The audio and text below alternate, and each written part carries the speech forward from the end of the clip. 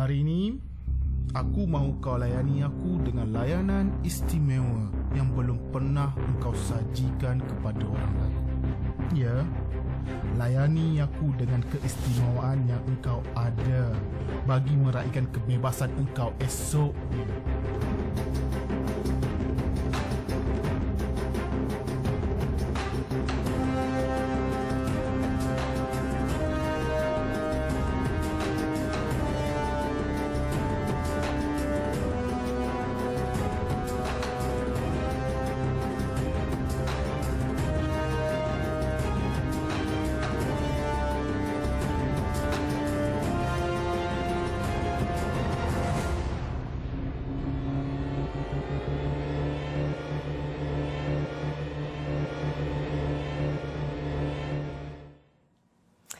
Assalamualaikum dan salam sejahtera. Anda bersama dengan saya Iza Islan dalam Agenda Awani. Industri pementasan teater di negara ini lazimnya kurang mendapat pendedahan, mungkin disebabkan oleh promosi ataupun pemasaran yang kurang efektif, atau mungkin disebabkan oleh penerimaan penonton di negara ini sendiri yang mungkin lebih gemarkan filem di pawagam ataupun drama di TV. Kita pun tak tahu, dan kita akan bincangkan tentang hal ini dan juga tentang VT tadi yang anda telah lihat, iaitu teater Sekuntum Mawar Merah. Dan di sini bersama dengan saya di studio adalah orang kuat ataupun penggiat pementasan seni di Malaysia ini, iaitu wakil daripada Revolution Stage, dan mereka yang terlibat secara langsung dengan teater Sekuntum Mawar Merah, iaitu mungkin saya boleh kenalkan yang pertama sekali Nik Muhammad Afiq Nik Luqman, ataupun nama glamour dia Chip, iaitu dia pengurus promosi dan pemasaran dan juga seorang pelakon dalam teater ni, dan muka dan wajah yang tidak asing lagi bagi anda yang selalu menonton TV ataupun filem, iaitu Nadia Akilah Bajuri, seorang pelakon watak utama dalam teater Sekuntum Mawar Merah dan juga tulang belakang kepada Revolution Stage dan juga teater ini, iaitu Karun Azwan Rozi, iaitu pengarah dan juga founder lah untuk Revolution Stage. Selamat datang ke Agenda Awani. Okey tak hari ini?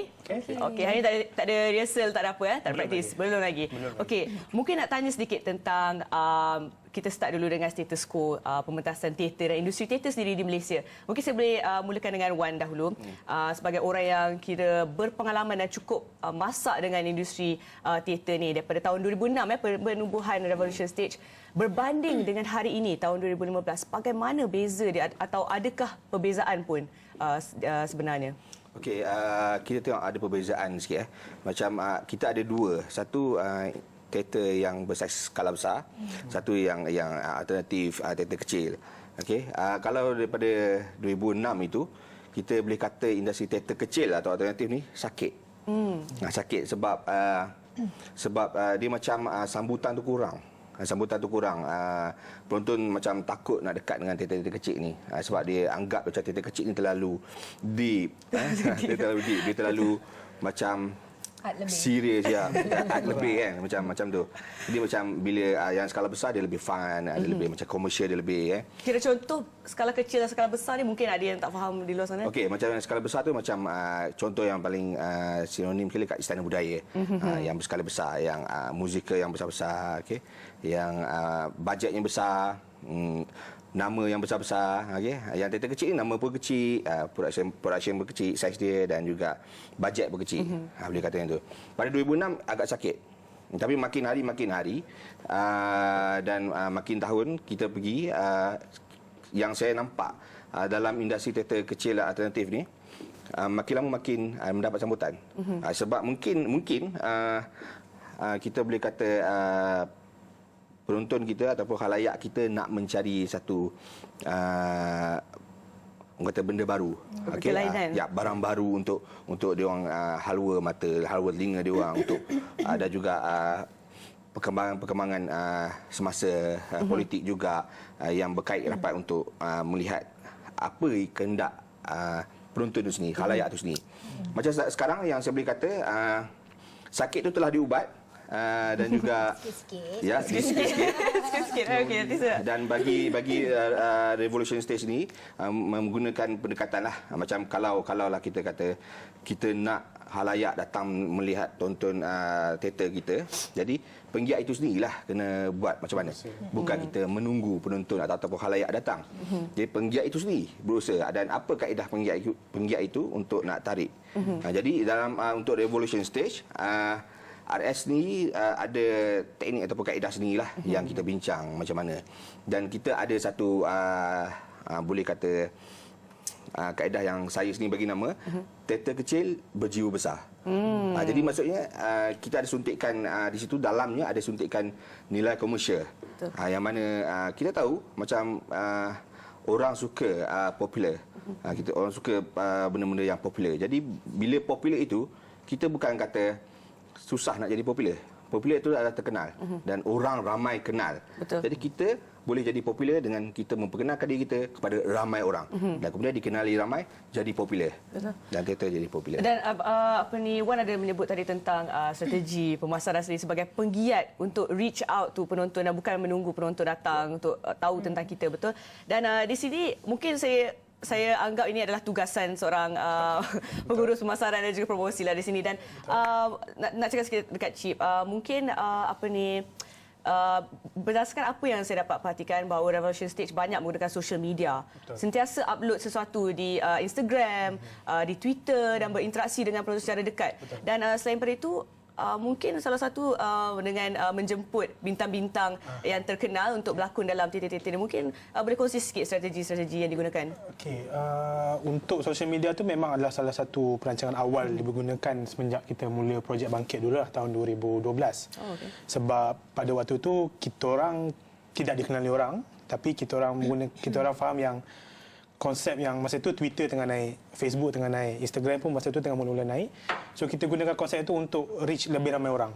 Kita gunakan tanya orang ni, kita tahu asal follow je dulu, lepas tu kita bagi tahu sikit-sikit, slowly.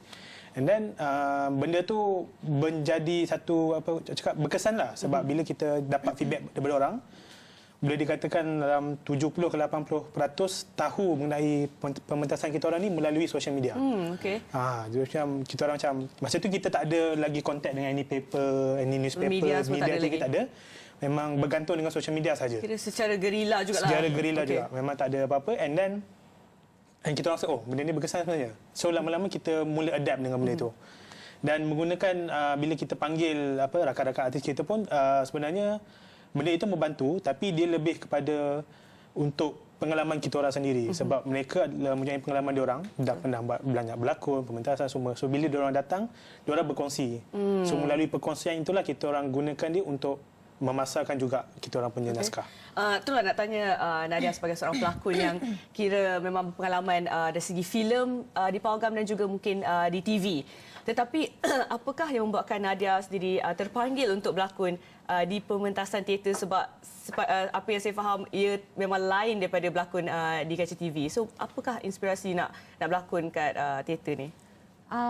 Itulah macam saya selalu cakap, hati saya memang dekat pentas kan.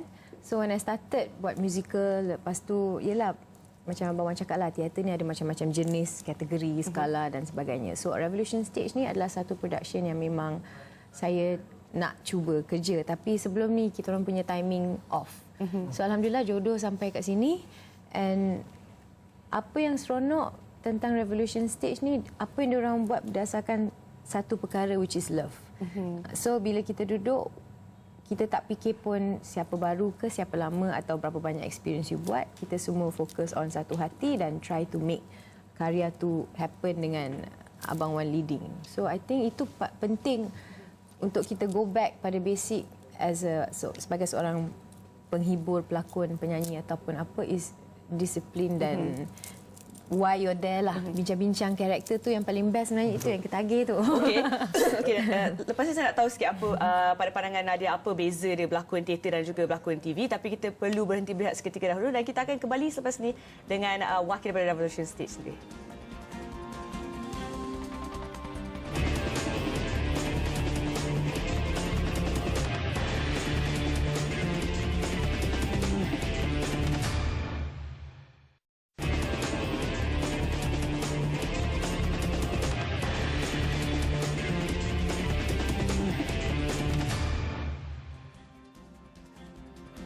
Bertemu kembali dalam agenda awal ini dan kita masih lagi berbincang tentang industri teater di negara ini dan juga teater Sekutu Mawar Merah akan kita bincangkan bersama dengan saya masih lagi Chip, Nadia dan juga Wan daripada Revolution Stage. Dan kita nak tanya Nadia, nak sambung sikit tentang Nadia tadi. Apakah cabaran mungkin secara personal bagi Nadia melibatkan diri dalam teater ni kalau nak banding dengan platform lain? Teater ni dia sejenis yang langgar je. Okey. Dia tak boleh fikir banyak. Okey. Kalau banyak fikir dia akan jadi teragak-agak. So sebab itu kita orang pentingkan praktis rehearsal sampai muntah supaya hari show tak boleh dah. Dan dia jangan gelanggang dan buat betul-betul. Itu kot yang adrenalin yang kita suka agaknya. Dan ada juga pengalaman berlakon teater sebelum ni kan, sebelum Revolution Stage juga. Ada. Di Istana Budaya. Istana Budaya. Okey. Baiklah.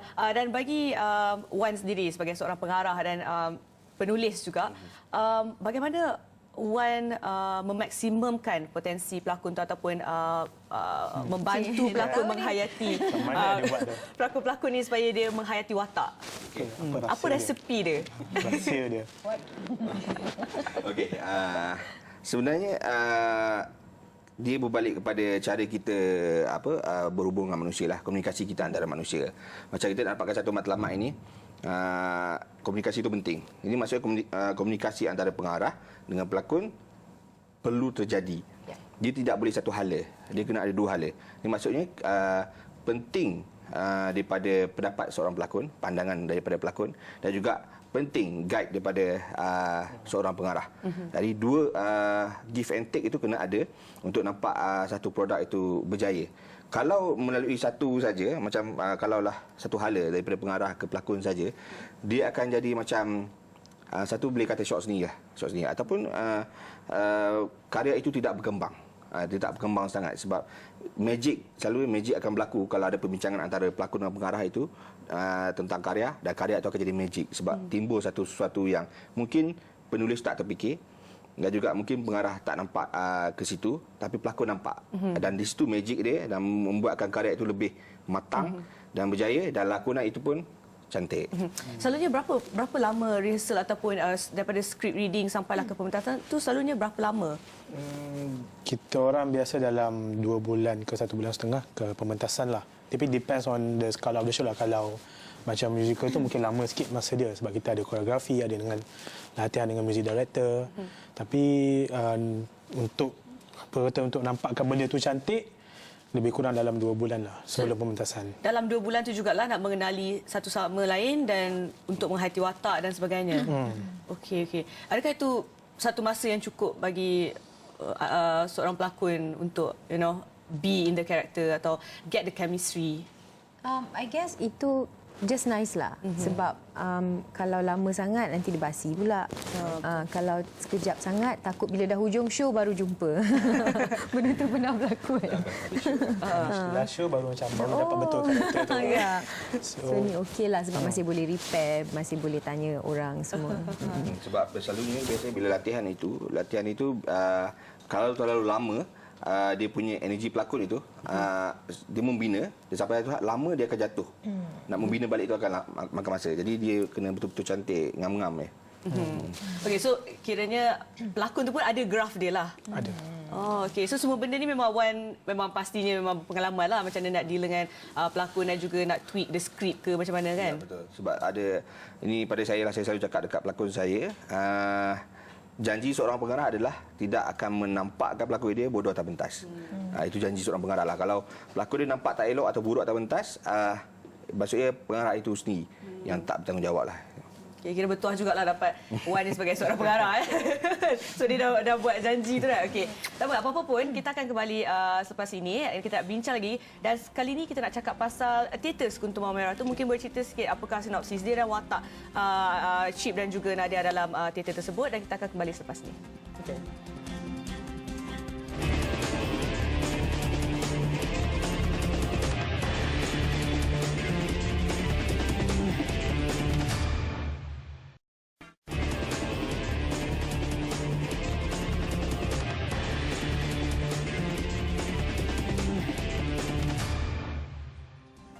bertemu kembali dalam Agenda Awani dan kita masih lagi bersama dengan Chip, Nadia dan juga Wan bercakap tentang industri teater tempatan dan juga teater Sekutu Mawar Merah yang akan ditayangkan bila? 26 Februari hingga 5 Mac. Ya, okey. Baiklah, nak tanya Chip sikit. Tentang teater Sekutu Mawar Merah ni. Mungkin ada orang yang nak tengok tapi tak tahu cerita tu pasal apa. So mungkin boleh cerita sedikit secara brief apakah teater ni sebenarnya? Okey, teater ni berkisahkan tentang boleh cakap kalau ikut tagline itulah sebuah kisah cinta, impian dan dendam. Wow, ada dendam tu. Dia berlatarkan tahun 1980-an di mana dia mengisahkan tentang seorang wanita ni yang mempunyai impian dia sendiri. Tetapi dalam mengejar impian dia tu dia ada puan cakap halangan dan juga ada juga boleh cakap agenda dia tersendiri.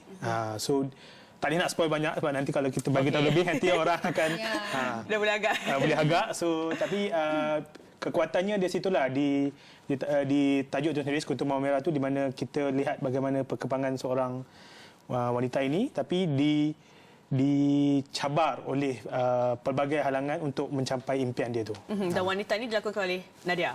Okey, mungkin Nadia bercerita sikit pasal watak Nadia dalam teater ni. Okey, Nadia main watak Mawar. Dia dibesarkan oleh mak dia dengan mak dia ajar dia kejar impian dan cita-cita kena capai bla bla bla. So dari situ dia bawa semangat tu, dia berhijrah dan dia live dia punya dream. Okay. So kat situlah a lot of things happen. Ada love interest, ada apa. I think you miss the most important part kat sini. Penonton kena tahu ni. Yang Nadia akan melakukan watak apa tadi Mawar yang bercinta dengan siapa? Nama watak tu. Dengan watak tu nama dia Rashid. Yang dilakukan oleh dia yang semangat, faham tak? Oleh Remy Ishak. Okey, so kena datang bagi peminat Remy Ishak kena datang tengok Nadia dan juga Remy yang membintangi teater Sekutu Mawar Merah ni. Okey. Dan nak tanya Wan sendiri, macam mana dapat inspirasi ni? Dan setiap kali Revolution State ada teater, saya lihat ada variety kat situ tau. So tema dia banyak polarisasi. So macam mana Wan datang dengan inspirasi macam kali ni nak buat pasal ni, next time nak buat pasal ni pula. So macam mana? Ke memang ada koleksi macam-macam skrip? Okey, selalunya skrip barulah tak hasil. Selalunya kenapa jadi macam tu sebab dia ikut pada semasa dan juga apa ketika itu kepala terganggu. Okey. Jadi waktu sekarang ini macam Sekutu Mawar Merah ni sebenarnya. Sekutu Mawar Merah saya ambil daripada lambang daripada Sekutu Mawar Merah tu sendiri. Okey, maksud falsafah daripada Sekutu Mawar Merah itulah. Jadi kita nampak dia cantik, indah, satu benda yang kita rasa macam lembut. Jadi itulah watak Mawar. Ya, tapi ada durinya di situ. Duri itu yang ada menjadikan kisah-kisah ada situasi yang berlaku pada Mawar itu. Jadi pada saya kekuatan cerita ini adalah Mawar itu sendirilah. Sekutu Mawar Merah itu sendiri. Yang Mawar itu kalau kita ambil sekuntum dan kita beli hadiah ke orang, tak kekal lama. Kecantikannya tu. Dia akan layu, dia akan hitam, dia akan layulah. Itu simbolik daripada poster simbolik, ya. Dan juga simbolik kepada cerita juga. Cerita itu juga yang akan membawa. Dan cerita ini berkonsepkan lebih kepada visual, pergerakan yang melambangkan visual kepada penceritaan yang akan diceritakan. Dia lebih pada cerita. Orang bercerita tentang Mawar ini, macam mana kehidupan Mawar ni. Jadi visual itu akan berlaku di atas pentas itulah. Okey. Tapi kenapa tahun 1980-an? Okey, sebab isu yang kita bawa. Isu dia sebab kita ada kisah cinta, impian dan dendam. Jadi maksudnya isu pada 80-an itu seorang perempuan yang berimpian itu agak susah. Jadi perempuan itu kita nampak selalunya kalau 80-an tu macam duduk dapur lah. Ayah tak yang ni. Tapi dia seorang ibunya didik dia sebagai seorang perempuan yang mahu diajar mahu terbang. Pergilah terbanglah tinggi-tinggi supaya dipuja oleh semua orang. Jadi itu daripada isunya pada 80-an. Kenapa 80-an? Isu yang kita bawa. Kalau kita bawa tahun ni mungkin isu tu tak berapa. Mungkin baru fasa kenaikan feminisme di situ. Okey. Faham. Baiklah, nak tanya sikit tentang teater-teater sebegini dan teater-teater kecil berbanding dengan teater besar, berbanding dengan filem dan sebagainya. Bagaimana Cip melihat, adakah teater ni sendiri akan berjaya mengauk keuntungan ataupun sebenarnya dia memang purely passion atau macam mana? Passion itu penting, tapi untuk mengatakan untuk keuntungan tu boleh dikatakan ada keuntungan dia, tapi bukanlah orang kata semewah seperti filem ataupun TV. Tapi boleh jadi mewah juga. Tapi boleh jadi mewah juga sebab benda tu kita bawa seperti macam kita bincang awal-awal tadi yang pada waktu dulu kita tak dapat pendahan apa-apa. Tapi bila slowly benda tu makin lama makin naik, makin orang tahu, makin stabil di dalam industri, benda tu yang akan datang membawa keuntungan melalui situ. So dia boleh membawa keuntungan dan dia memang passion tu bergerak yang membawa benda tu, teater tu semakin lama semakin naik. Dan bertahan sehingga hari Bertahan ini. sehingga hari ini. Dan kalau diberi peluang untuk meminta satu benda, mungkin satu bentuk bantuan, apakah bantuan tu untuk teater ni untuk terus bertahan? Okey, pada saya pendedahan awal daripada zaman persekolahan. Pendedahan terhadap penonton? Ya, penonton. okey. Maksudnya pendedahan. Maksudnya kita membudayakan menonton teater tu. Maksudnya ada kelas drama di dalam sistem pembelajaran kita. Mungkin kalau ada perubahan itu dan murid itu akan lebih mendidik penonton kita lah. Bukan saja untuk menonton teater, tapi memberikan pendedahan dari segi budaya. Sebab dalam teater itu sendiri ada budayanya, budaya kita, budaya Malaysia, dan pendedahan terhadap isu-isu semasa. Dan saya nampak teater ini sekarang ini, kalau macam pernah diutarakan oleh Abang Hans Isaac, dia bercakap sampai teater ini lebih menguntungkan daripada membuat filem.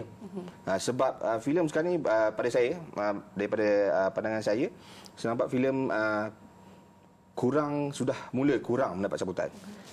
Orang dah mula Sekarang orang nak cari teater pula. Ya, orang dah mula start cari teater sebab dia live. Dan pada saya ada yang saya pernah dengar yang penonton cakap menonton filem ini seumpamanya seperti ditipu secara tidak sedar. Sebenarnya kalau ada pendengar, sebab live itu kita melihat sosok tubuh pelakon itu real di depan. Tapi di filem di sebalik layar itu sendiri kita seolah-olah macam menonton pelakon itu, tapi sebenarnya tidak live. Selepas shoot tak dapat jumpa. Tapi teater itu sendirilah pada saya ada turun naik di sini, sama juga dengan filem, ada turun naik di sini. Okey, dan kalau kita bercakap tentang teater ni memang tak akan habis, dan diam tak diam kita pun dah sampai ke penghujung. Sebelum kita nak akhiri kita punya perbincangan kat sini, mungkin nak minta promosi sikitlah tentang teater Sekutu Mawar Merah ni untuk penonton yang nak pergi tengok, kat mana boleh dapat info dan bila. Okey, so siapa yang nak datang tengok teater Sekutu Mawar Merah, lakonan Nami Ishak, Nada Akilah, Projek Bibi dan Pelangi Cinta, pada 26 Februari hingga 5 Mac di Teater Dipak, boleh dapatkan tiket dengan menghubungi talian 016 608 3111 ataupun 017 224 1814, ataupun boleh pergi terus ke Dipak ataupun di website Dipak. Okey, tiket berharga RM50 dan semakin laju dia jual, so kalau boleh cepat-cepat beli. Okey, minta tolong bagi sokongan kepada teater tempatan, dan terima kasih nak ucapkan kepada Khairun Azwan Rozi, pengarah Sekutu Mawar Merah dan juga founder kepada Revolution Stage, dan juga Nadia Akilah Bajuri, siapa tak kenal, pelakon terkemuka Malaysia kan. Okey, dan juga Nick Muhammad Afiq ataupun Chip, salah seorang pelakon Sekutu Mawar Merah dan juga pengurus promosi dan pemasaran. Dan kita telah pun bincang tentang teater di Malaysia dan juga Sekutu Mawar Merah. Terima kasih menonton Agenda Awani. Assalamualaikum dan salam.